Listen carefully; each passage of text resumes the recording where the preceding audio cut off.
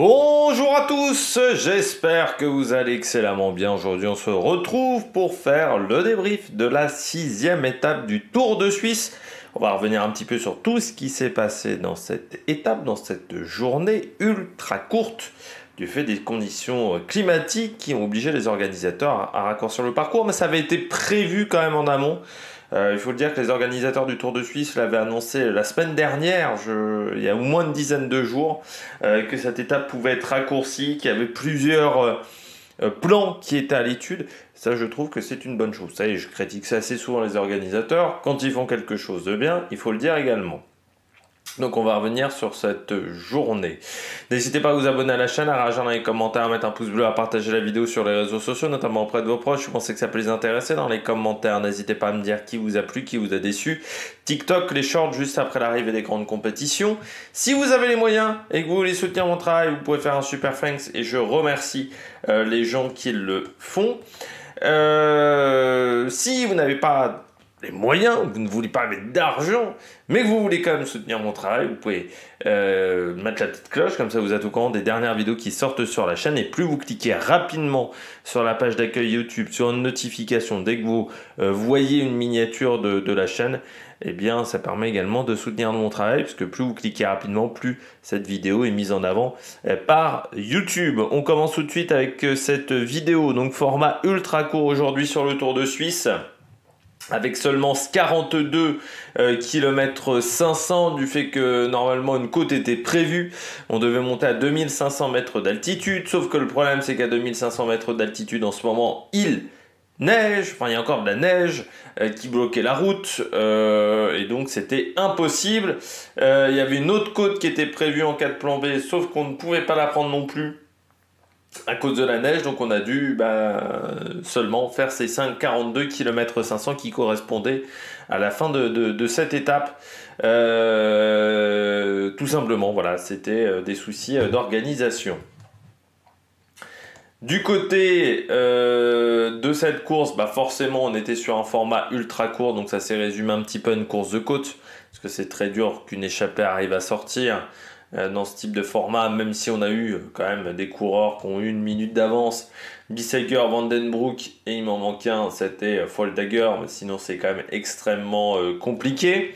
Moi je suis pas fan de ce type de format, parce que pour moi le cyclisme déjà c'est un sport d'endurance, je le dis assez souvent, que c'est un format qui est très compliqué au niveau des délais. Là encore, on était sur une montée qui faisait 6 km, 7 km, mais quand vous êtes sur des formats où vous aviez des montées de 15 km, 16 km, souvent les courses sont vraiment très limites au niveau des délais. Bon là, ça s'est joué à 1 minute 40 par exemple aujourd'hui, pour Price Peterson, le coureur de la Bahreïn.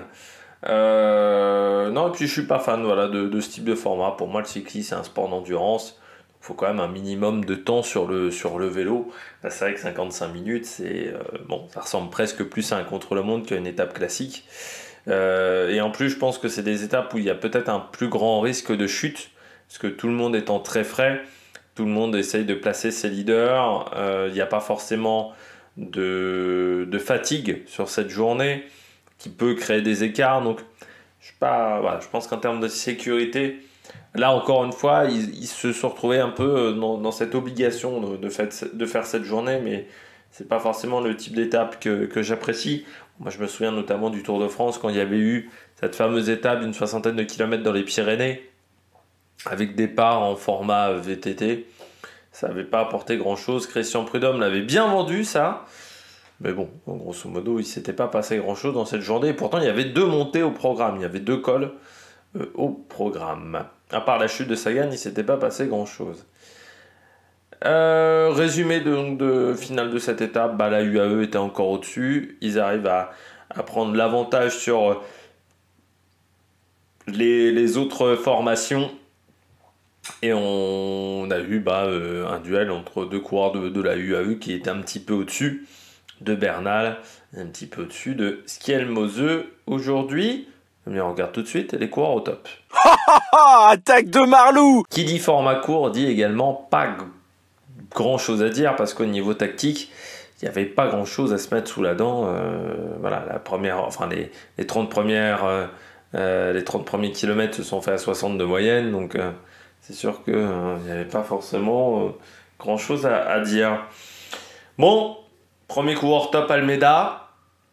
Moi je m'attendais aujourd'hui à ce que Almeida prenne un peu cher. Parce que c'est quand même pas forcément sa spécialité, ce genre de montée sèche. Almeida c'est un moteur diesel, donc il aime quand il y a plusieurs montées au programme, il aime prendre son temps, il aime prendre son rythme de croisière. Là aujourd'hui, vu le format, c'était quasiment impossible. Et pourtant il arrive à s'en sortir.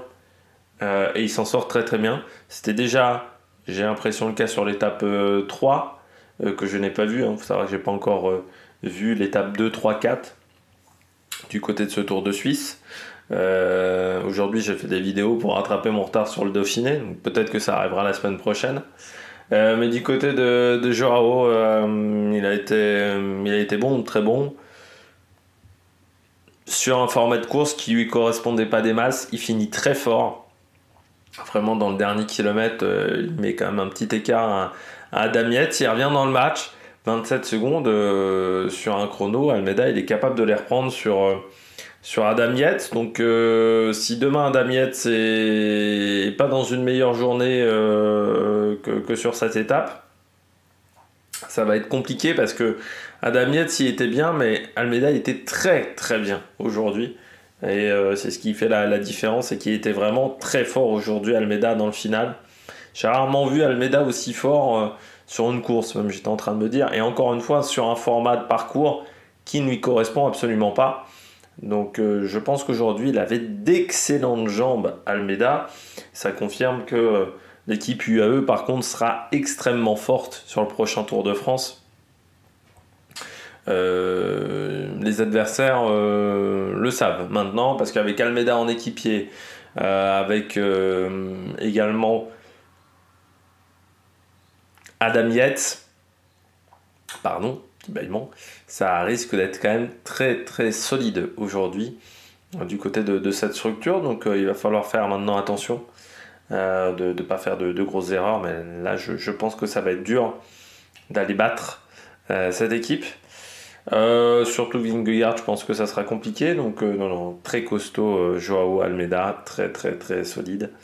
Et puis avec ses talents sur le chrono, oui, dimanche c'est peut-être lui qui va gagner le Tour de Suisse. Et ça serait très fort de la part d'Almeida, parce que je rappelle que face à lui il a Adam Yates, et qu'Adam Yates sur les courses par étape d'une semaine, il a quand même un énorme palmarès, Adam Yates, sur ces épreuves-là. Donc c'est peut-être même l'un des plus beaux palmarès du cyclisme actuel sur les courses par étape d'une semaine.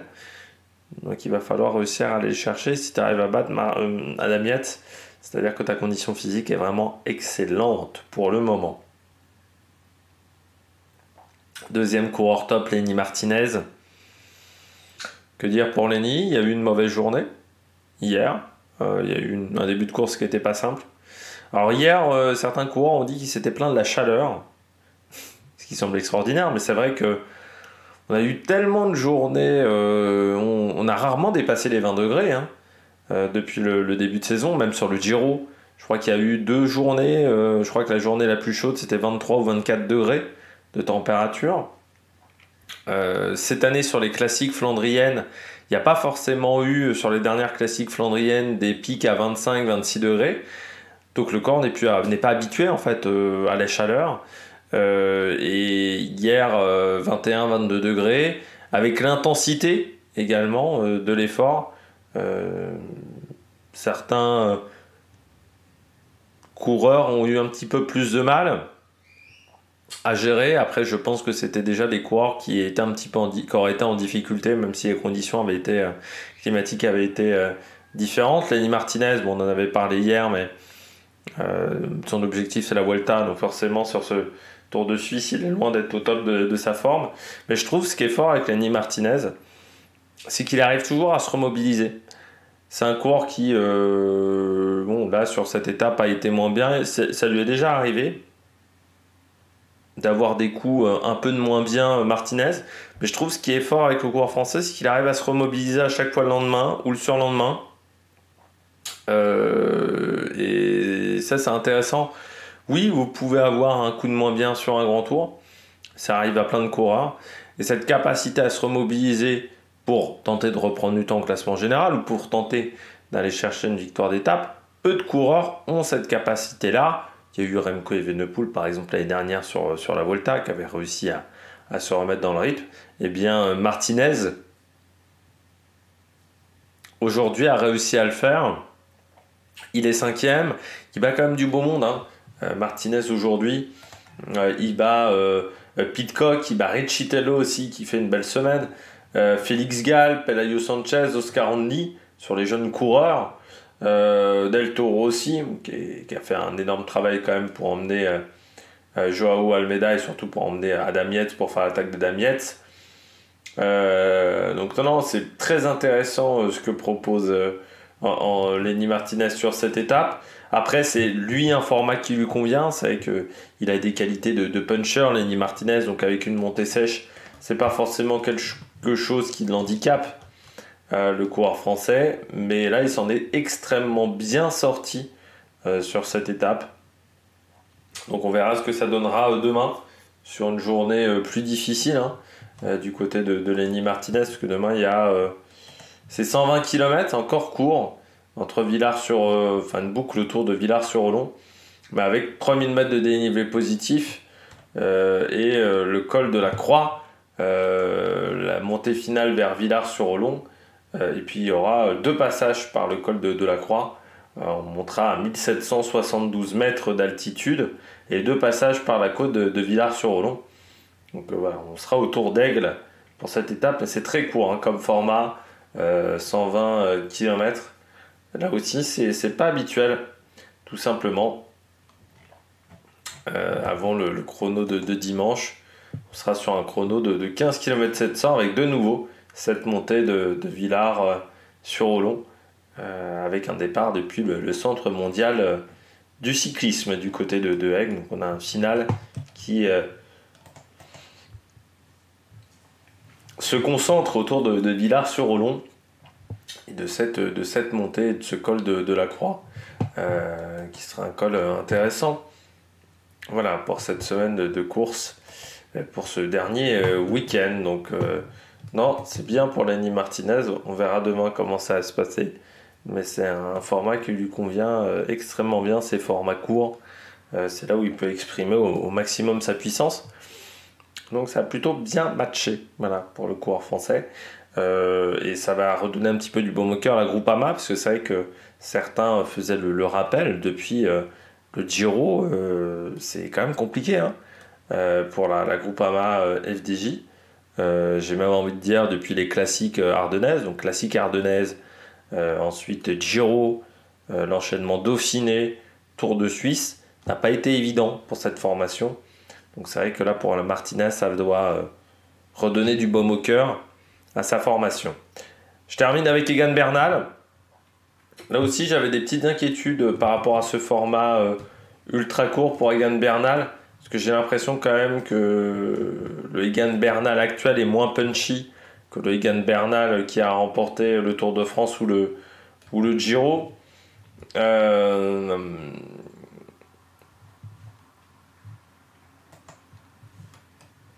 Donc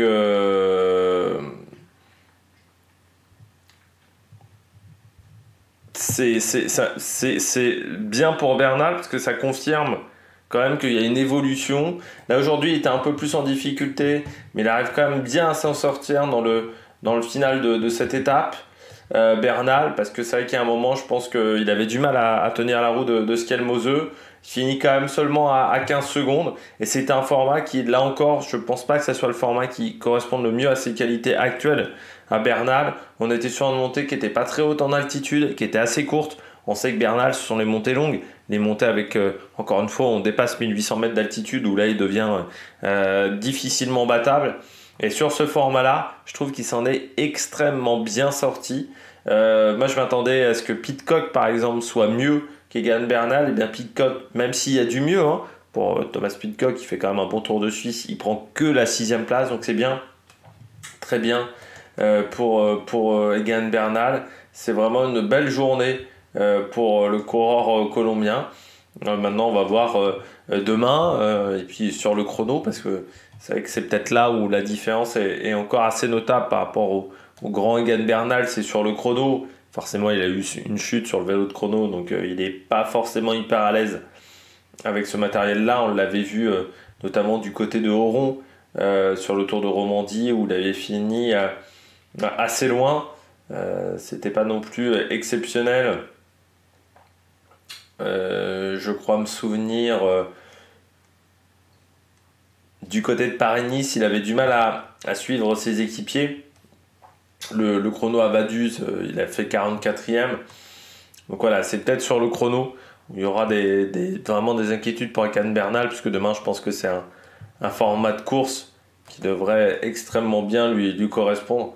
Donc il ne devrait pas se retrouver en grosse difficulté normalement. Le coureur colombien, mais on verra ce que ça donnera, tout simplement. C'est pas toujours évident, hein. Parfois, vous pouvez être en difficulté dans certains formats de course, donc on verra si ça sera le cas pour lui sur cette épreuve dimanche, mais je pense que demain ça devrait plutôt bien se passer pour lui. C'est quand même un coureur qui a quand même du talent et qui normalement devrait réussir à s'en sortir sur ce type de parcours, hein. Normalement, ça ne devrait pas être trop difficile pour lui demain. Eh bien, on passe tout de suite au bonnet d'âne. Les bonnets d'âne.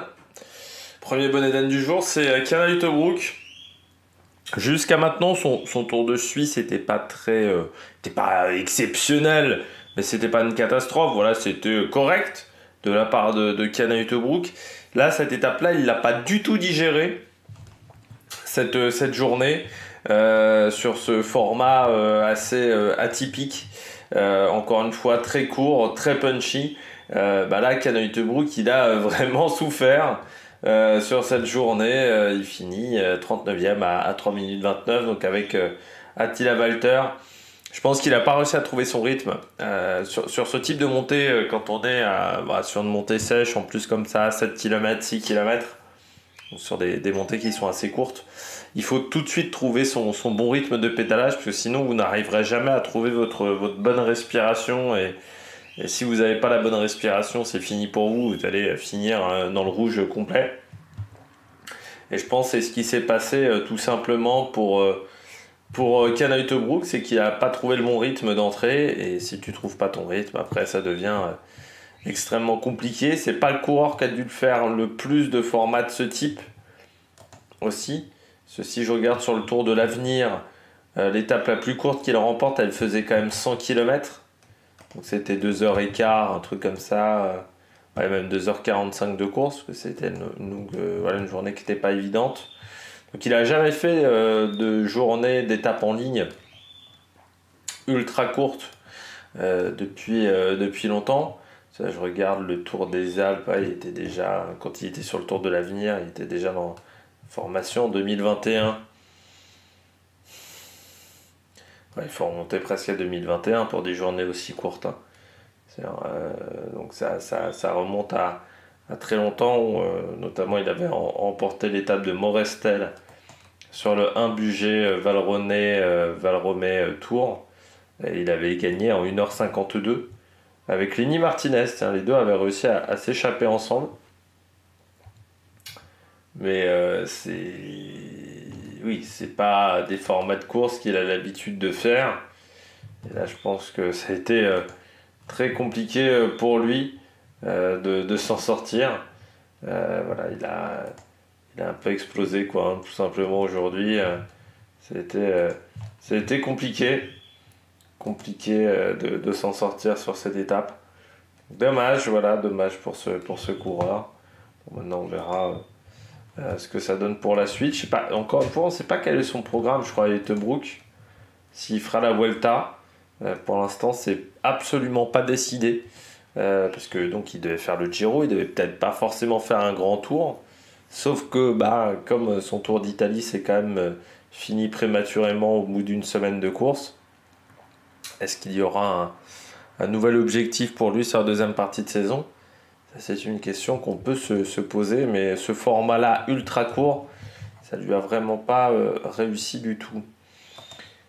Oscar Onley, alors c'est mieux Oscar Onley que Cana Uttebrook, il finit un peu là, Oscar Onley, il finit 12e, mais je m'attendais pas à ce qu'il perde du temps sur un Riccitello ou sur un Pelayo Sanchez. Ouais, je pensais qu'il arrivera à tenir la cadence de ces coureurs-là. Il n'a pas réussi. Et donc il finit un petit peu derrière Paré Peintre, notamment juste devant Oscar Rodriguez. Pourtant, c'est plutôt un profil assez punchy, Oscar Onley. Moi, je me souviens sur le Tour de Croatie, il avait réussi à être performant sur des montées sèches, parce qu'il y avait eu l'étape de Pronosten, je sais pas comment on devait dire, Promosten, où c'était une montée qui était très courte, qui était dure et courte. Sur d'autres étapes, il avait vraiment réussi à s'en sortir. Donc sur des montées qui étaient ultra courtes et pas forcément évidentes, notamment dans le circuit de Zagreb, il avait réussi à s'en sortir aussi. Donc ouais, là ça a été plus difficile pour lui de gérer cette étape. Il n'a pas réussi à passer les bosses comme il le souhaitait. Voilà, il a vraiment souffert sur cette étape. Donc assez difficile de comprendre pourquoi. Voilà, parce que normalement c'est un coureur qui accepte plutôt bien les changements de rythme. Donc je me disais, bon, comme il accepte plutôt bien les changements de rythme, je m'inquiétais un peu plus de Riccitello, parce que comme hier j'avais lu une interview de Riccitello où il disait je préfère plutôt les journées longues où il y a de la fatigue, où les coureurs arrivent à être fatigués, parce que moi je suis souvent mieux dans ces conditions-là. Je m'étais dit, avec une étape de 42 km, ça va peut-être se gâter pour lui. Et je me disais, tiens, Oscar Onley veut peut-être remonter dans la hiérarchie des jeunes coureurs. Eh bien non, Riccitello s'en est plutôt bien sorti. Et ça a été plus compliqué pour Oscar Onley. Peut-être un peu de fatigue des jours précédents. Peut-être du mal à encaisser des jours à haute intensité. Mais voilà, je m'attendais à un petit peu mieux de la part du coureur britannique. Et puis je termine après Oscar Onley avec un dernier coureur qui est Kevin Vauquelin. Compliqué aujourd'hui pour Kevin Vauquelin parce que 2 minutes 18, il n'est pas dans le coup depuis le début de la semaine. Il n'arrive pas à trouver son rythme. Moi je m'attendais même à pire aujourd'hui, parce qu'on le voit lâcher extrêmement tôt, quasiment dès le pied. Je me dis putain, ça va être comme la veille, et il est en plus dans un groupe éto. T'as 25-30 coureurs qui lâchent en même temps. Je me dis il va même pas essayer de ramasser les morts, il est en queue de ce groupe là. Il finit 25e. Alors est-ce qu'il a eu peur de se mettre dans le rouge, et tellement peur de se mettre dans le rouge qu'il nous a fait un petit peu de David Gaudu, c'est-à-dire qu'il a préféré ramasser les morts, sauf qu'avec le groupe Eto et ce genre de choses, ça a mis un petit peu plus de temps que prévu. Il a perdu un petit peu plus de temps que prévu. Est-ce que il est en méforme sur cette semaine de compétition? Est-ce qu'il a du mal à encaisser un stage en altitude? Mais pour le moment, la Suisse, c'est un territoire qui ne lui réussit pas à Kevin Vauquelin, parce que l'année dernière, il avait eu des problèmes de hanche sur le Tour de Romandie. Là, sur ce Tour de Suisse, c'est un petit peu compliqué. Le Tour de Romandie, il ne l'a pas fait cette année, donc je ne peux même pas vous dire si ça allait mieux. Mais c'est vrai que l'année dernière, sur le Tour de Romandie, c'est là où sa saison s'était complexifiée énormément même. Et puis l'année d'avant, il avait quasiment pas fait d'épreuve World Tour. Donc ça, je peux pas vous en dire plus aussi, parce qu'il n'avait pas fait d'épreuve World Tour auparavant, le coureur français. Mais là, ouais, il a vraiment souffert sur cette étape. Je me disais, ça irait peut-être pas mal pour lui. Ça a été très très compliqué pour Kevin Vauquelin sur cette journée. Je m'attendais un peu mieux, je m'attendais à un petit regain. C'est vrai que pour le moment, sur les étapes, le Götter Pass, il fait 50e, 32 hier, 25 aujourd'hui. Il y a une montée un petit peu en pression, ça reste quand même très léger. Et sur le Tour de France, ça risque quand même d'être compliqué. S'il est à ce niveau-là, il va falloir quand même progresser un petit peu. Et puis je pense qu'Arkea a quand même besoin sacrément de points. Donc il faudrait quand même réussir à trouver la solution parce que la dernière fois c'était un petit peu compliqué, tout simplement. Voilà, donc j'aimerais bien revoir un Kevin Vauclair en forme, puis surtout qu'on l'attend un petit peu sur le Tour de France, parce que l'année dernière sur la Vuelta, ça avait été quand même extrêmement compliqué. Donc ça n'avait pas été évident l'année dernière. Bon, bah, je crois qu'on a fait le tour. N'hésitez pas à vous abonner à la chaîne, à réagir dans les commentaires, à mettre un pouce bleu. Et puis, n'hésitez pas à vous abonner à la chaîne, je l'ai dit, à mettre un pouce bleu. Il y a encore des vidéos qui arrivent, peut-être pas ce soir, peut-être demain. Voilà, pour la suite et la fin du Dauphiné, pour le début du Tour de Suisse, parce qu'on fait tout un petit peu dans le désordre. Et puis, il y aura un petit peu d'Euro de football également. Je ne sais pas si je ferai tous les matchs de l'Euro de football, mais je vais essayer de faire voilà, pas mal de rencontres sur cette épreuve. Donc n'hésitez pas à vous abonner à la chaîne, à réagir dans les commentaires. Peut-être un jour également je récupérerai mon retard sur la Formule 1 aussi. Mais voilà, j'ai du retard sur pas mal de disciplines. Allez, ciao ciao sur la Mec Production.